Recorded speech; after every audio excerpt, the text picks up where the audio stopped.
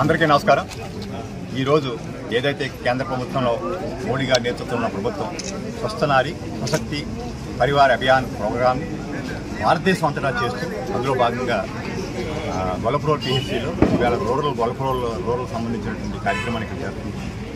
చాలా సంతోషం। ఎందుకంటే ఒక కుటుంబం ఆరోగ్యంగా ఉండాలంటే ఆ కుటుంబాన్ని నడిపేటువంటి మహిళ ఆరోగ్యవంతంగా ఉండాలి। అదేవిధంగా పిల్లలు కానీ వాళ్ళందరూ ఆరోగ్యం కూడా చాలా ఆరోగ్యంగా ఉంటేనే ఒక భారతదేశం శక్తివంతమైన దేశంగా తీర్చిదిద్దబడాలి। భారతదేశం లాంటి దేశంలో ఇంత జనాభాతో నిండిపోయినట్టు ఈ దేశంలో ఏదైనా కార్యక్రమం చేయాలంటే మామూలు కాదు।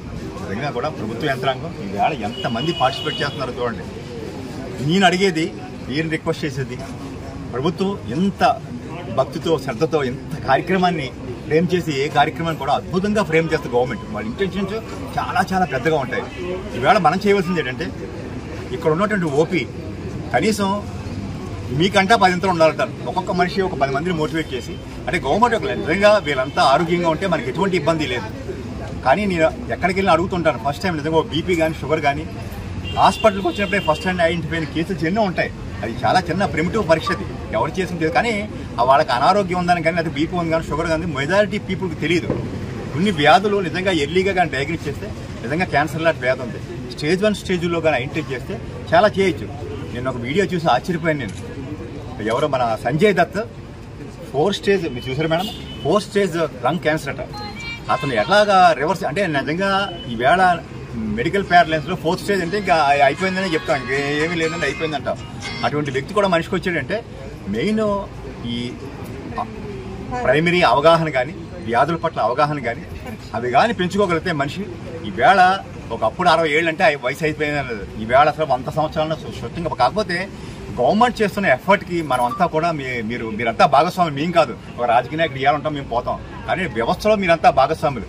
నేను మిమ్మల్ని అందరినీ కోరేది ఇంత చక్కగా చేస్తున్న ఈ కార్యక్రమంలో మరింత ఉత్సాహంగా ప్రజలు పార్టిసిపేట్ చేసే విధంగా కూడా మీరందరూ కూడా శ్రద్ధ వహించాలి।